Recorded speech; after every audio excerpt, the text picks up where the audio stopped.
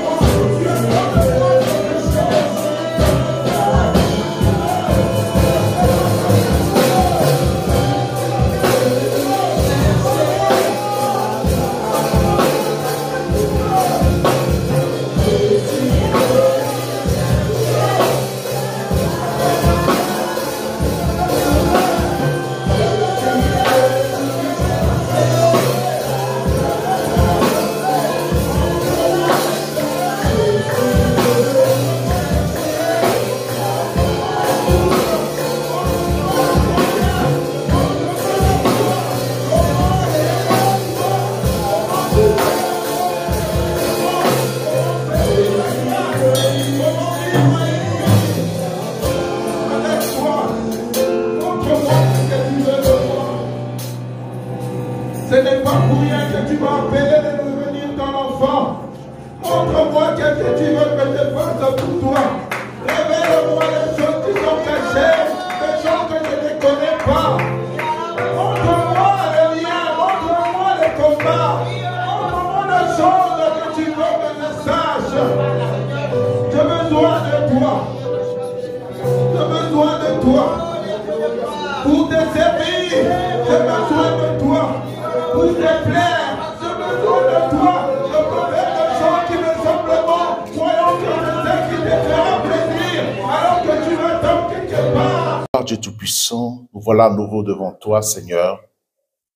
Nous ouvrons nos cœurs afin que tu puisses nous parler, nous toucher, nous enseigner. Papa, en toutes choses, nous te disons merci de nous avoir ramenés en ce lieu pour écouter ta parole et être en relation avec toi. Peuple de Dieu dit Amen. Prenez place, s'il vous plaît. Dans le livre de Matthieu 8, notre titre, c'est « La tempête, l'arme de l'ennemi ». Est-ce qu'on peut répéter, s'il vous plaît? La tempête, l'arme de l'ennemi. Amen. Il est important de savoir les armes de l'ennemi. Quand tu vas passer ou quand tu te retrouves devant l'arme de l'ennemi, ou bien tu es en train de marcher là où il y a l'arme de l'ennemi, c'est à toi de, tout d'abord, premièrement, de savoir que non, ce qui se passe, ce n'est pas normal. C'est l'arme de l'ennemi, il y a le piège de l'ennemi. Si tu as cette conscience, c'est là où tu vas t'armer solidement pour que tu puisses neutraliser l'arme de l'ennemi. Amen. Parce que si tu es dans l'ignorance, tu vas te faire avoir facilement. Amen. L'ennemi, il a beaucoup d'armes. Il est sournois. Mais nous avons Dieu. Nous avons le Saint-Esprit. Nous avons l'intelligence et la sagesse et le discernement. Amen. La Bible dit, dans le chapitre 8 de Matthieu, verset 27, « Ces hommes furent saisis d'étonnement. » Là, nous parlons des disciples. Et ils se posent une question. Quel est celui-ci, disant-ils, à qui obéissent même le vent et la mer? Là, ils se posent des questions. Si nous nous arrêtons là, nous voyons que ils sont en train de se poser la question de son identité. Mais il est hors du commun. Il parle à la mer, il parle au vent, mais le vent obéit. Waouh! Il y a eu un waouh. Là, il était question de son identité. Alléluia. Mais de qui parle-t-on? Là, nous parlons de Jésus-Christ. De qui parle-t-on? On parle de Jésus-Christ. Mais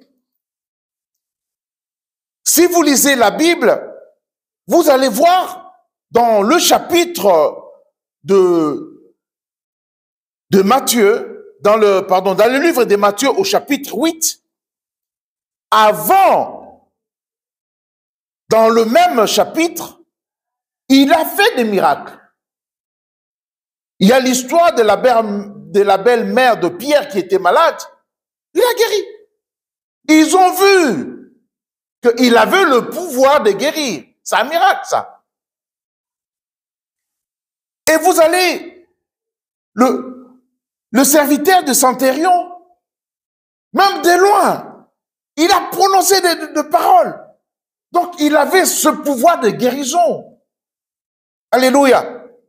Donc, malgré qu'ils ont vu qu'il avait cette puissance de la guérison, mais quand maintenant il a parlé aux éléments,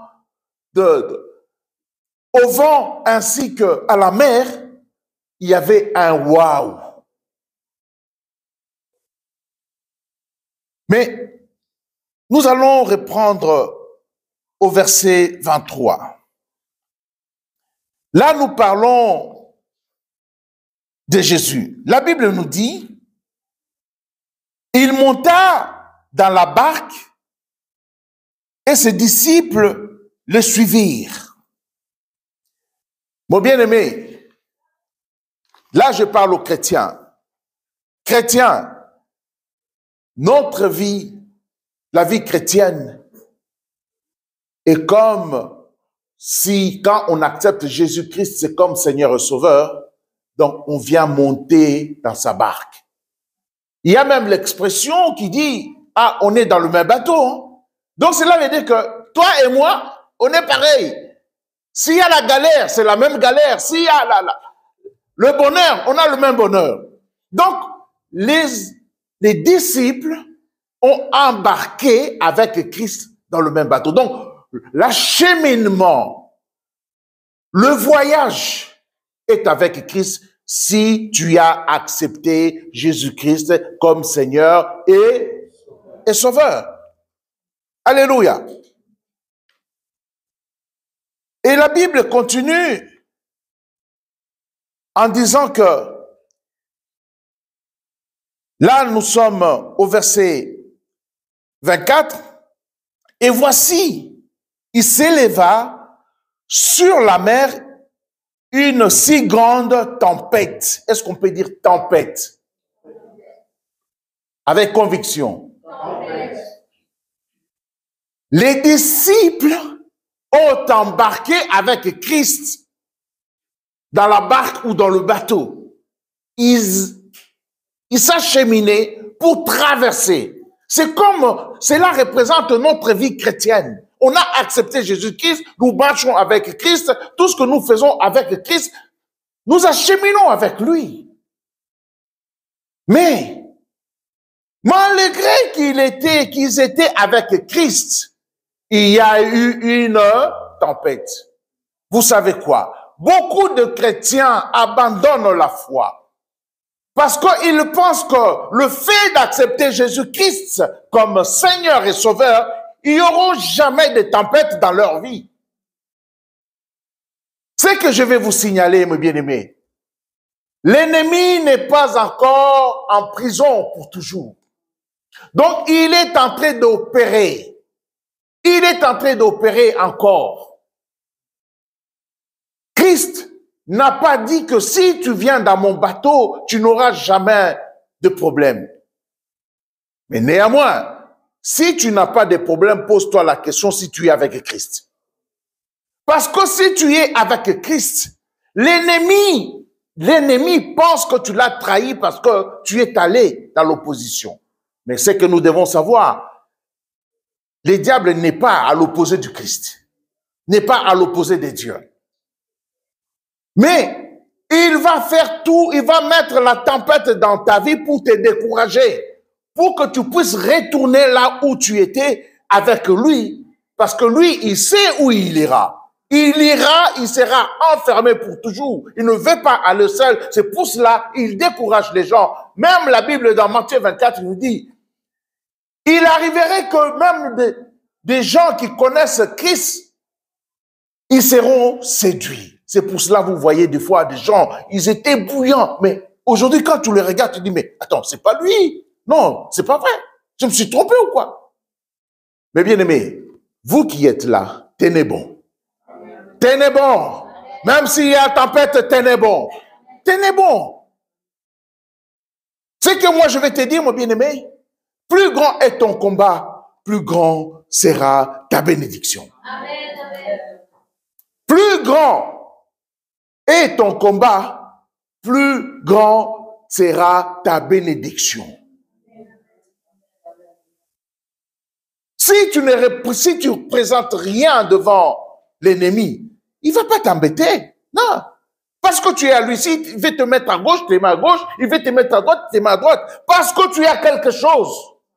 Parce que tu as un témoignage.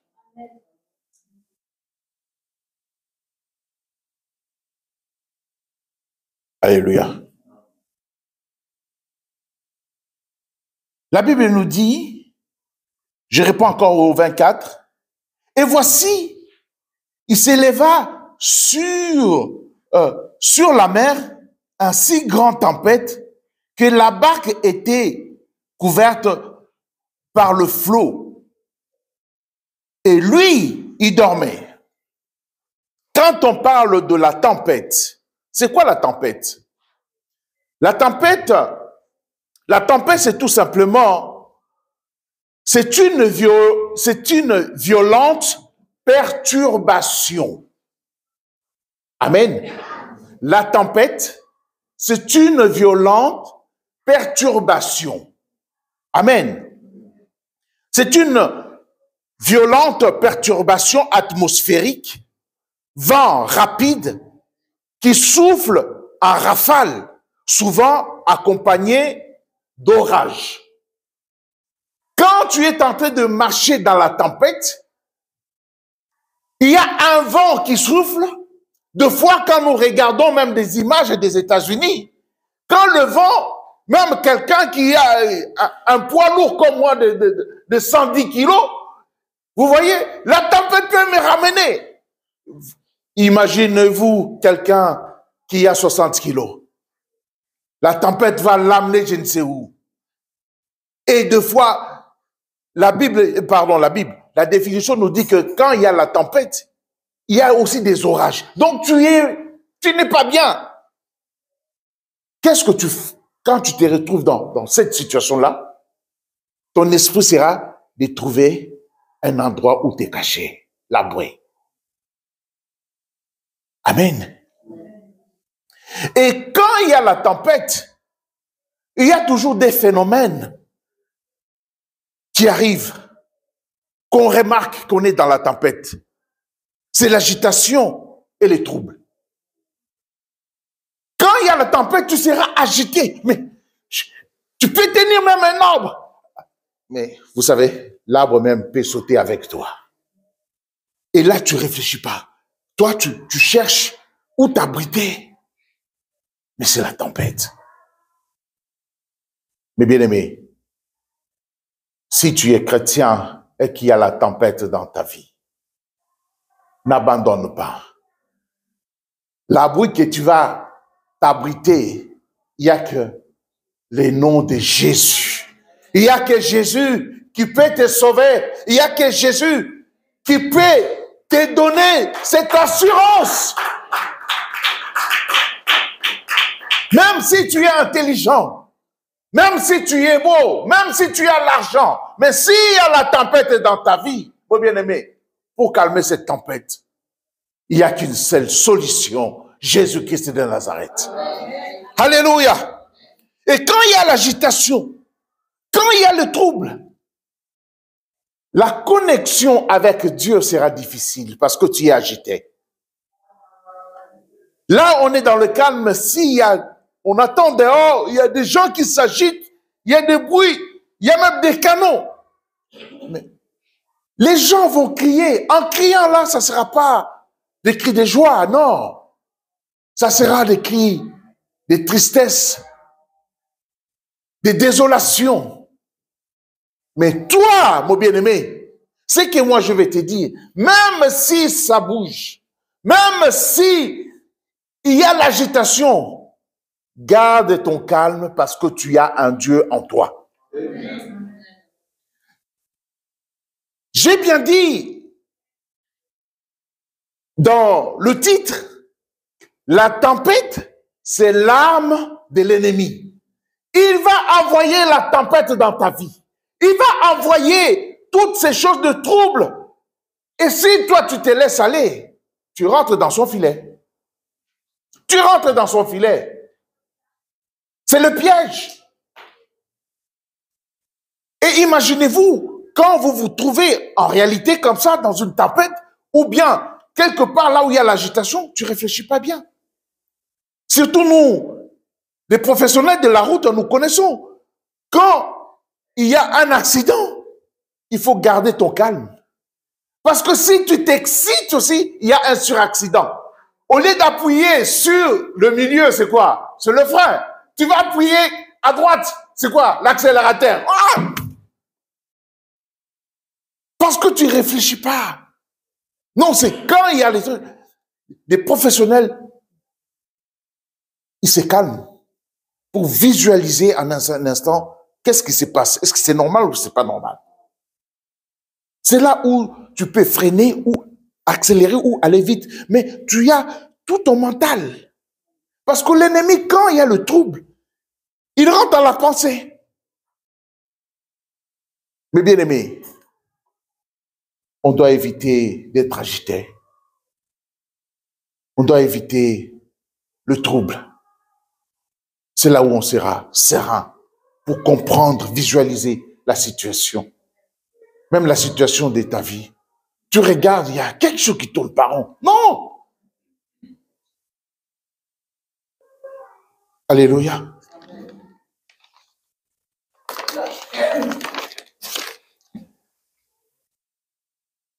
Là, nous sommes toujours dans le livre de Matthieu 8, au verset 25, la Bible dit, les disciples s'étant approchés, le réveillèrent et dirent, Seigneur, sauve-nous. Nous périssons. Les disciples, à cet instant-là, ils étaient dans le trouble. Ils étaient agités. Ils viennent réveiller Christ. Seigneur, Seigneur, sauve-nous, nous périssons. Mais vous savez, quand on est dans cette atmosphère, il faut garder son calme. Si on ne garde pas le calme, qu'est-ce qu'ils ont vu? Qu'est-ce qu'ils ont vu? Ils ont vu déjà leur mort. Nous périssons. Là, ils sont en train de confesser l'esprit des morts. Dans cette situation, il y a même des gens qui ont vu, ah là là, moi c'est fini là. Pour eux, c'était fini. Donc, le fait de croire que nous périssons, ils ont attisé ou appelé envers eux l'esprit des morts. C'est dans un instant. Quelqu'un peut dire, oh non, non, il faut savoir ces choses. Pourquoi tout de suite, ils ont vu qu'ils mourraient?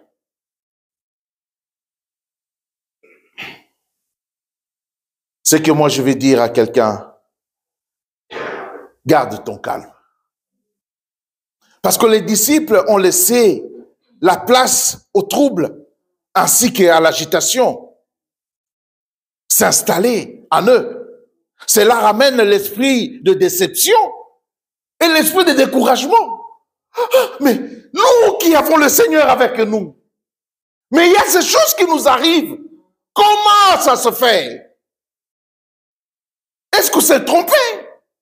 Non, mon bien-aimé, tu t'es pas trompé. Le Seigneur est là.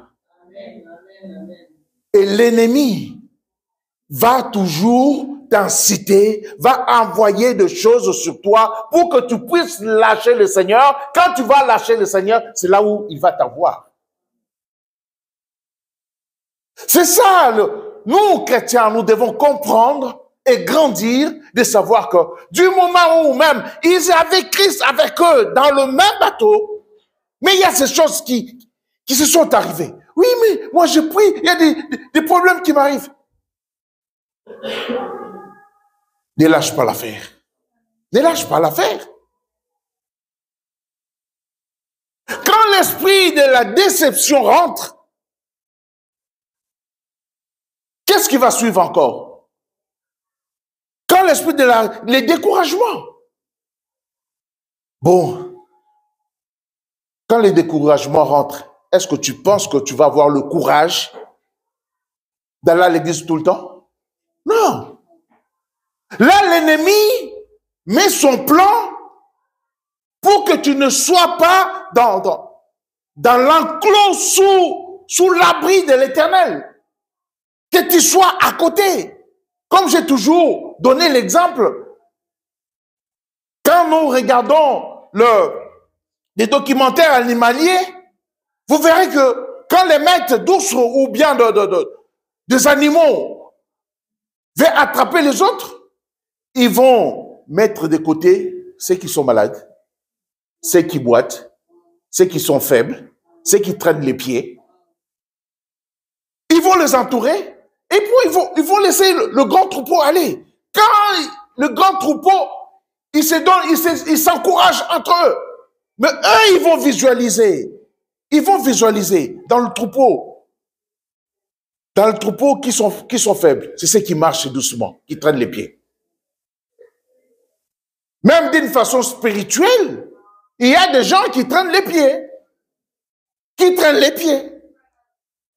Quand tu traînes les pieds, il y aura des distances avec le troupeau qui continuent, qui grandissent, qui vont vers le haut. Toi, tu traînes les pieds, ça fait 20 ans, moi je suis chrétien, mais ça fait 20 ans, est-ce que tu as grandi? Non. Tu traînes les pieds. C'est là où, maintenant, les lions, tu vas te retrouver seul. Ils vont t'attraper facilement. Facilement. Il faut courir avec le troupeau. Même ceux qui, je ne sais pas si vous avez la notion des cyclistes, quand vous regardez, ils ne lâchent pas l'affaire. Ils sont toujours groupés. Ils sont toujours groupés. Quand ils sont groupés, ils se donnent le courage. Ah, non, allez, force. Ah, force. Quand on te donne le courage, même là où tu étais limité, tu vas voir que tu vas prendre l'élan. Toi, tu vas, mais comment j'ai couru quoi? 5 kilomètres? Mais de moi-même, je ne pouvais pas. Parce que tu as des gens qui te poussent derrière, tu as des gens qui t'encouragent. Mais l'ennemi voudra que tu sois seul. Quand tu vas pédaler après 20, je crois pas que je vais arriver, tu abandonnes. Nous sommes de ceux qui n'abandonnent pas. Nous sommes de ceux qui n'abandonnent pas. Le plus important, ce n'est pas seulement de commencer, mais c'est d'aller jusqu'au bout. C'est d'aller jusqu'au bout, mon bien-aimé. Alléluia. Ils ont dit, sauve-nous, nous périssons. Dieu est là pour nous sauver. Quand on dit sauve-nous, parce qu'il y a un danger. On ne peut pas te sauver s'il n'y a pas de danger. La notion de sauver, du salut, le salut, cela veut dire que faire sortir quelqu'un du danger. Jésus-Christ nous a ramené le salut. C'est pour nous sortir du danger. Alléluia. Au 26, on nous dit, il leur dit, pourquoi avez-vous peur? Pourquoi avez-vous peur? Mon bien-aimé, dans ta situation, pourquoi tu as toujours peur? Oui, c'est difficile. Oui, je n'en disconviens pas. Si quelque chose est difficile, mais pourquoi tu fais rentrer l'esprit de peur en toi? C'est une autre arme fatale de l'ennemi, la peur. Est-ce qu'on peut dire la peur? Il utilise la peur, l'ennemi. Tu sais, quand tu as peur, cela veut dire que tu n'as pas confiance à ton Dieu. Je répète. Si tu sais que tu as un grand garde-corps, baraqué, costaud, tu vois quelqu'un qui vient t'attaquer, tu ne vas pas avoir peur parce que tu es protégé. Si tu es tout seul ou toute seule, tu vas avoir peur. Mais nous sommes protégés par notre Seigneur. Alléluia. Nous avons confiance en lui. On ne devrait pas avoir peur, mais on a conscience qu'il y a un problème, mais on ne peut pas avoir peur. Quand tu as peur, tu ne pries pas bien. Tu pries mal. Tu ne peux pas activer la foi quand tu as peur.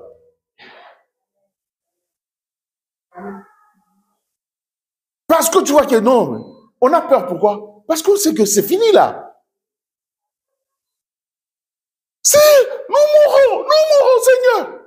Mais il regarde. Je sais qu'il y a le vent. Je sais qu'il y a la tempête. Mais pourquoi vous avez peur? Parce que vous visualisez déjà votre mort. Si tu visualises ta mort, tu es en train d'appeler l'esprit des morts en toi. Et là, le Seigneur ne peut rien pour toi. Amen. Amen. Pourquoi avez-vous peur? Et il rajoute, gens de peu de foi. Pourquoi? Ça ne devait pas être notre nature d'avoir peur. Alors, il s'éleva. Là, nous parlons de Christ. Quand il l'a vu.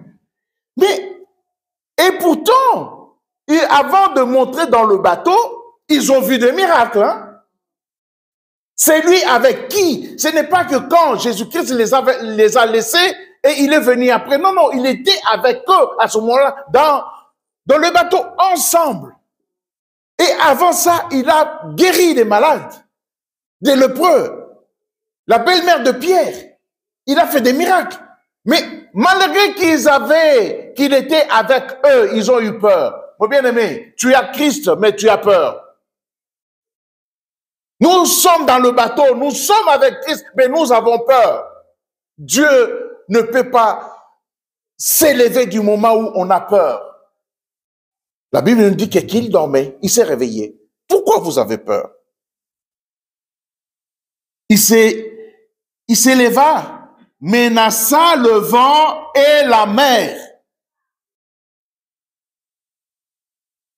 Jésus-Christ s'est levé. On n'a pas dit qu'il a juste parlé, mais il a menacé. On peut dire menacé. Mon bien-aimé, quand tu pries, ou bien il y a une situation dans ta vie, tu vois que ça ne tourne pas rond, tu dois menacer cette situation. Est-ce que tu peux dire, oui, s'il te plaît, toi, maladie, pars? C'est ça le menace? Quand quelqu'un vient te menacer, il te dit, s'il te plaît, il ne te laisse pas le choix, il te commande, il crie sur toi, il te menace sinon. Tu peux exécuter même la menace, tu envoies cette maladie dans le lieu aride. Au nom de qui? Au nom de Jésus. Il a menacé. Quand on menace, on prend quoi? L'autorité. Quand on menace, on prend l'autorité. On ne peut pas menacer en venant en s'y pliant. Non, mes bien-aimés. C'est quand tu pries, il faut prendre l'autorité. Il faut croire. Avoir l'assurance. Ferme assurance. Parce que Christ est avec eux. Ils avaient Christ avec eux dans le même bateau. Mais au lieu de prendre l'autorité, ils ont eu peur parce qu'ils ont abandonné Christ. Quand ils regardent, mais moi je suis là, je suis avec vous. Au lieu de prendre l'autorité, vous avez peur. Mon bien-aimé, quelle que soit ta situation, prends l'autorité. Prends l'autorité. Ne te pose pas des questions, prends l'autorité. Il a menacé le vent. Il a menacé le vent. Alléluia. Et la mer. Et la Bible nous dit, et il eut un grand calme. Il eut un grand quoi?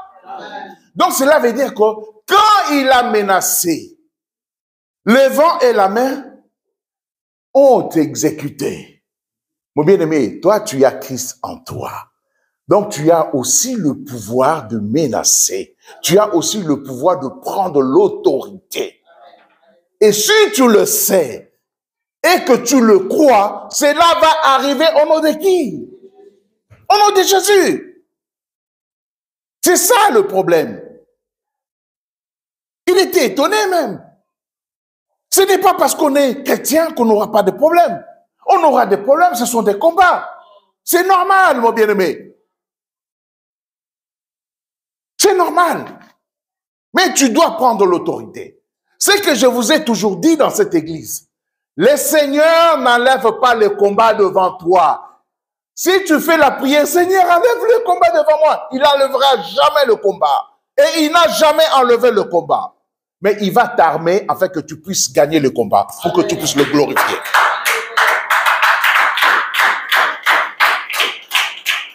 Depuis la Genèse jusqu'à l'Apocalypse, les enfants d'Israël ont combattu. Mais Dieu pouvait dire, mais allez, le combat, vous ne vous battez pas, vous serez tranquille et vous partez. Non. Il y avait l'opposition et il gagnait l'opposition. Quelle que soit la nature de l'opposition, tu as l'autorité. Au nom de Jésus, ils ont gagné Pharaon. Il y a eu des diplômes. Il y a eu une résistance. Et à un certain moment, Dieu a donné, il a augmenté. L'ange de la mort est passé. Il a tué tous les premiers-nés. Pourquoi? Parce qu'ils n'avaient pas le secret de Dieu. Quand il a vu ça, il est mort. Allez, partez, partez, partez.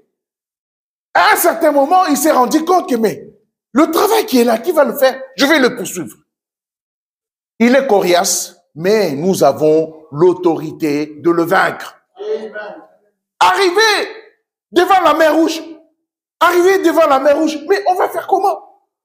Mais Moïse, tu nous as amenés ici pour nous faire mourir? Non. Les Égyptiens que vous voyez, vous ne le verrez plus jamais. Au nom de Jésus.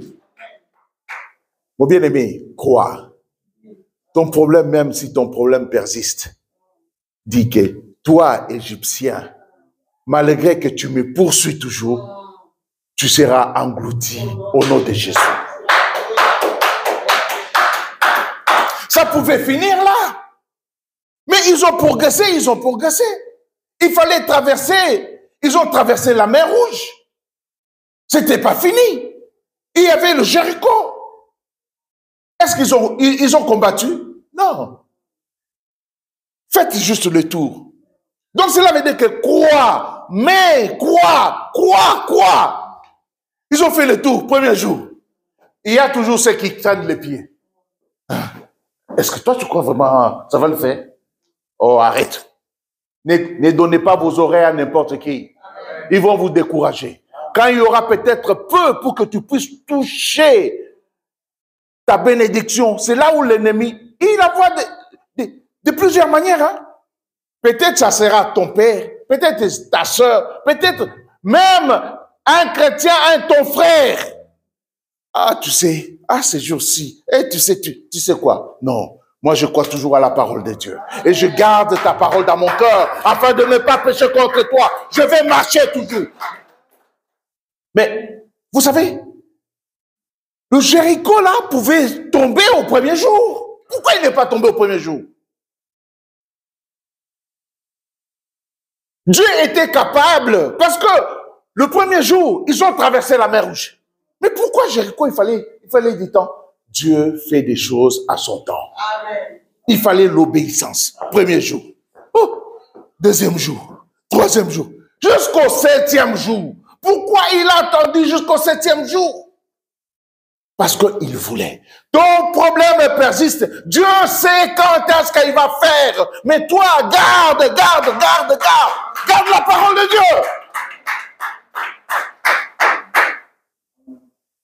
Et puis, Jéricho, ils n'ont pas combattu. Le mur est tombé tout seul. Il a dit juste crier. Oh! Quand ils ont crié, le mur s'est écroulé. Les fondements même s'est écoulé. La prison, mes bien-aimés, même si tu penses que tu es dans la prison, prie, chante, glorifie le Seigneur. Les fondements vont s'écrouler tout seuls. Alléluia.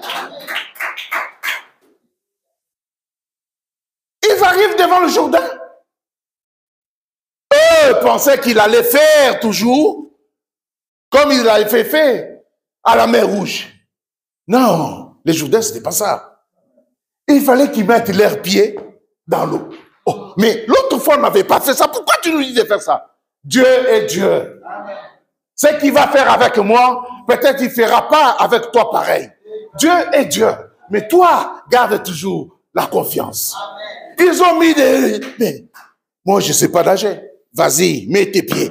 Quand ils ont mis les pieds dans l'eau, et puis, ils ont traversé. Oh bien-aimé, garde la foi. Garde la foi. Garde la foi. Alléluia. Ils ont continué jusqu'à arriver à la terre promise. Tu vas arriver à la terre promise. Amen. S'il n'arrive pas, attends-la. Attends-la. La parole de Dieu. Il veille à sa parole pour l'accomplir. Amen. Nous revenons dans le livre de Matthieu 8.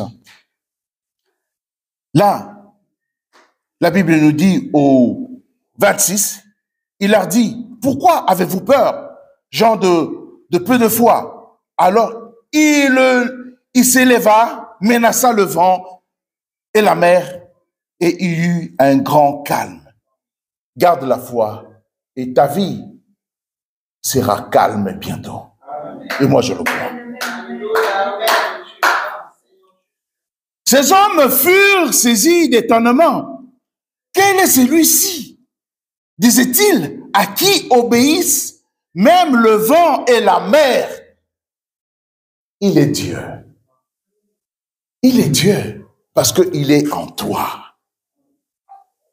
Vous savez, toutes ces choses-là, il le faisait pour leur montrer que il le pouvait aussi le faire.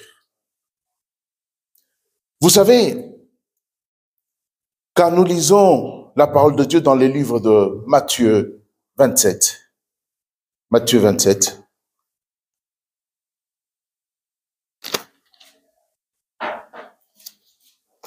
Matthieu 27,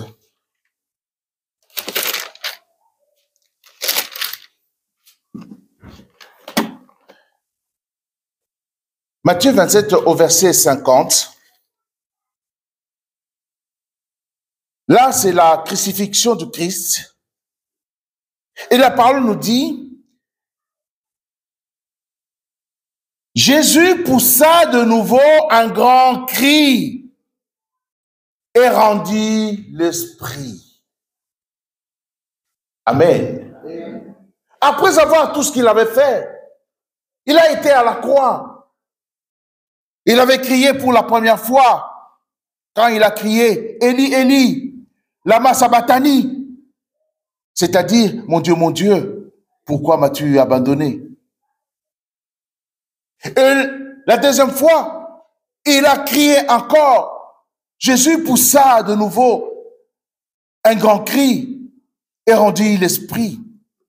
Et voici, la Bible nous dit, le voile du temple se déchira en deux, depuis le haut jusqu'en bas. La terre trembla, le rocher se fendirent. Amen. Quand il a crié, pour la deuxième fois, il a rendu l'âme, il s'est passé des choses. C'était la transmission maintenant de pouvoir qu'il avait à l'Église. Pourquoi on nous parle que le voile s'est déchiré? Parce que dans le temple, il y avait le lieu saint que tout le monde pouvait rentrer et le lieu très saint. La présence de Dieu était dans le lieu très saint, mais dans le lieu saint, il n'y avait pas la présence de Dieu. C'est comme ici, c'est la même salle, je partage avec un grand rideau. Donc les gens qui peuvent rentrer là, c'est des personnes qui sont pures. C'est des personnes qui n'ont pas de péché. Mais bien aimé, étant donné qu'on est dans la chair, on a des péchés. Donc quelqu'un qui avait de péché ne pouvait pas parler à Dieu. Mais quand le rideau maintenant s'est déchiré, donc même les gens des pécheurs pouvaient parler à Dieu. Mon bien-aimé, toi aussi tu as le pouvoir de parler à Dieu. C'est là où il a transmis le pouvoir qu'il avait. Il a transmis à l'église, à tout le monde. Il suffit de croire et tout d'abord de savoir. Parce qu'il dit, mon peuple périt par manque de connaissances. Toi, aujourd'hui, tu sais que tu peux parler à Dieu et Dieu peut faire quelque chose. Amen. Alléluia. Donc, l'église aujourd'hui a le pouvoir, l'église a la puissance, même de parler sur les éléments qui peuvent changer de vie.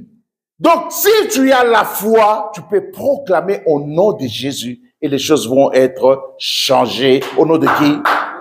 Au nom de Jésus. Tout simplement, c'est de ne pas avoir peur et d'avoir connaissance que tu peux proclamer des choses. Et Dieu va le faire. Est-ce que tu le crois? Est-ce que tu le crois? Est-ce que tu le crois? On va se lever. Est-ce que tu le crois? Alléluia, on va se lever.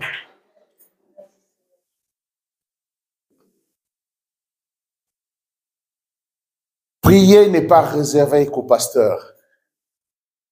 Prier n'est pas réservé qu'à un intercesseur.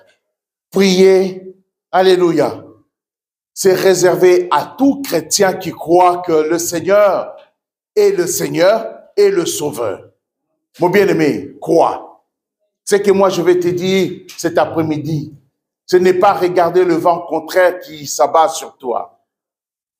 Commande ce vent contraire qui soit à ta faveur. Alléluia. Le Seigneur est merveilleux.